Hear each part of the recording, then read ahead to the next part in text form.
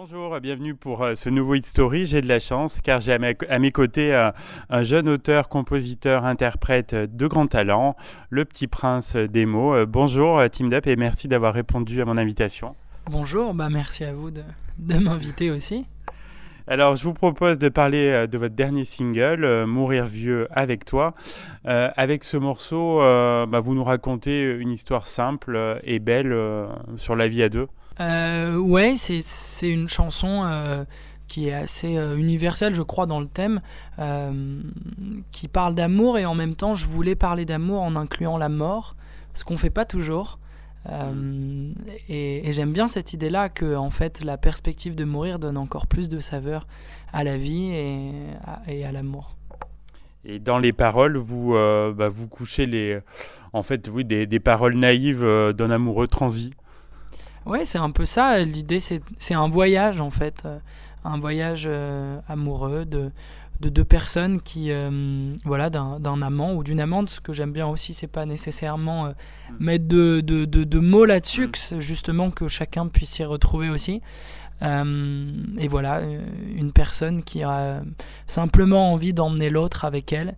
En voyage dans des coins du monde, à faire des choses très simples et très enfantines aussi. J'aimais bien ça, l'idée de relier justement un amour éternel à l'enfance.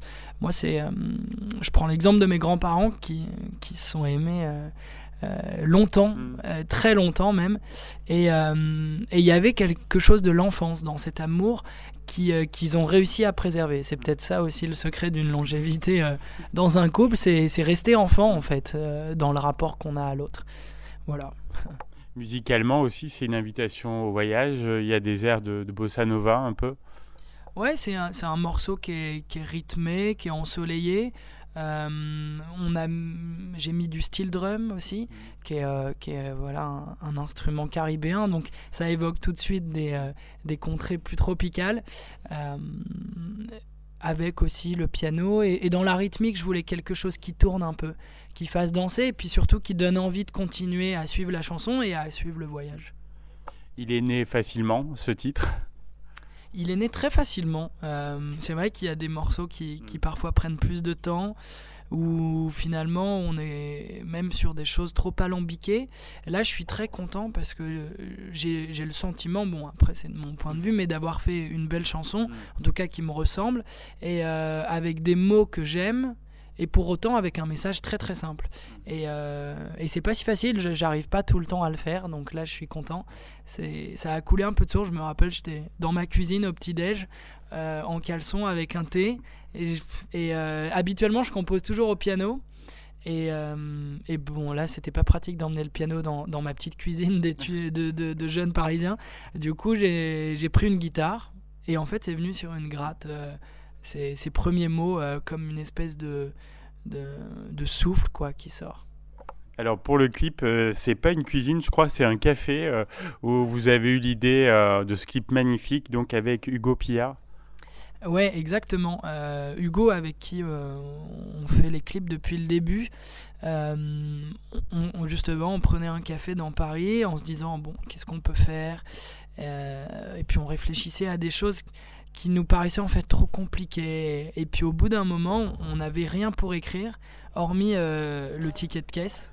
Le ticket de caisse du thé qu'on venait de commander. Et en fait, ça nous est venu comme ça, quoi. En se marrant, on disait, mais ça pourrait être un personnage un peu déguisé, années 50, pour amplifier le côté un peu old school. Et puis en fait, est venue cette idée que d'épouser un amant qui part justement en week-end avec une personne qui est pas là en fait. Et l'idée était d'épouser un personnage, un amant qui emmène sa en amoureuse ou en week-end à la mer, mais en fait elle est pas là. Et on s'est beaucoup marré à le faire. Les gens nous prenaient vraiment pour des barjots parfois, parce qu'on se filmait, enfin moi tout seul, en train d'être au resto, mais tout seul, en train de parler à du vide, en train de danser avec du vide. Et j'aimais bien cette idée-là, qui contraste justement avec le côté plus naïf et plus joyeux du morceau.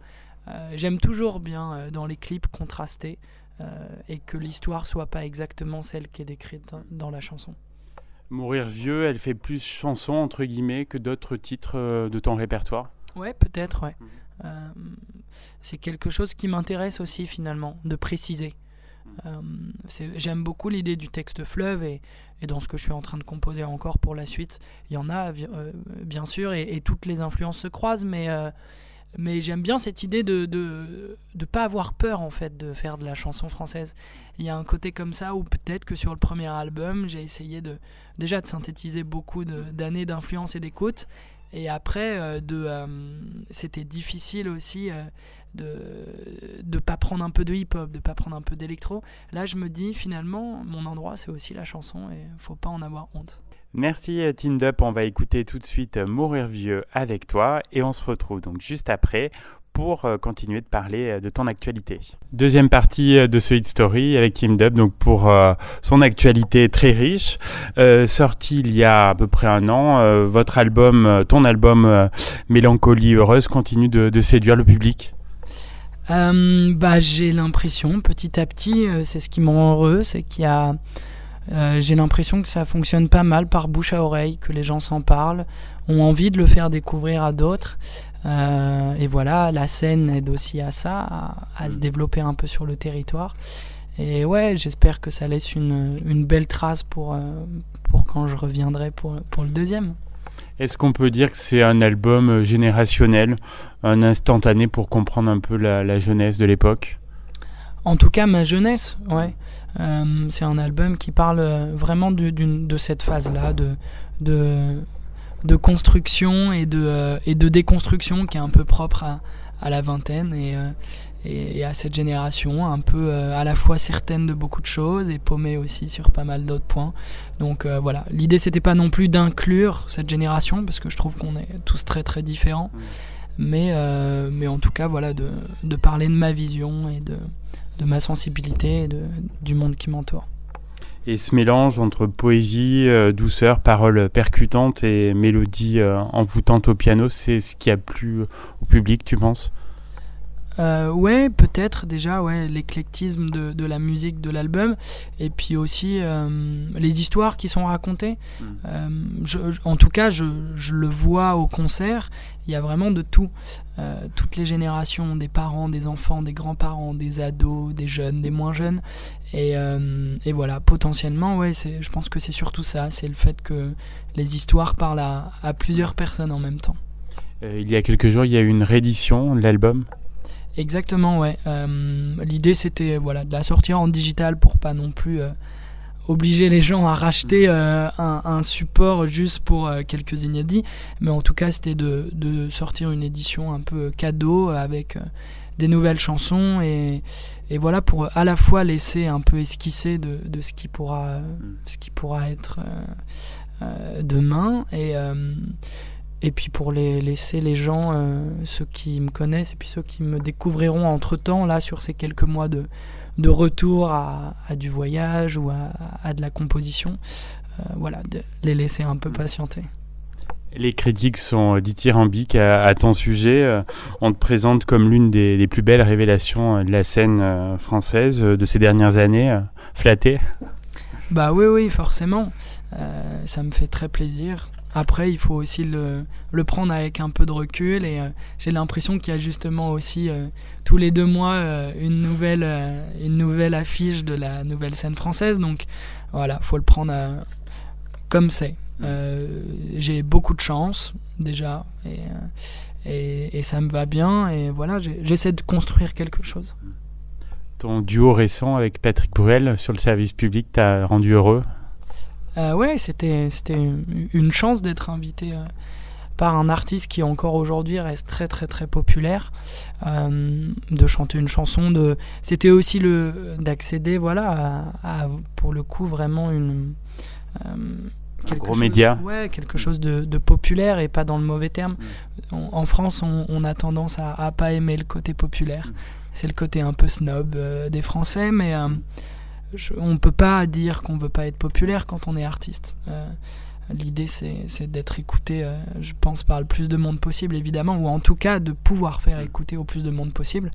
Après les gens sont touchés ou pas, Mais voilà, et ensuite se mettre des barrières ou des contraintes ou se dire tiens, qu'est-ce qu'il faut faire pour que je plaise, ça m'intéresse pas. Mais voilà, j'assume ce côté où j'ai envie d'être écouté. Qu'est-ce qu'on peut te souhaiter pour la suite ? De vivre plein de trucs, de rester curieux, de voyager, de rencontrer et de jamais être lassé. Eh bien, on te souhaite vraiment le meilleur. Merci d'avoir participé à Solid Story. Et on va tout de suite écouter Mourir vieux avec toi. À bientôt. Merci beaucoup. Salut.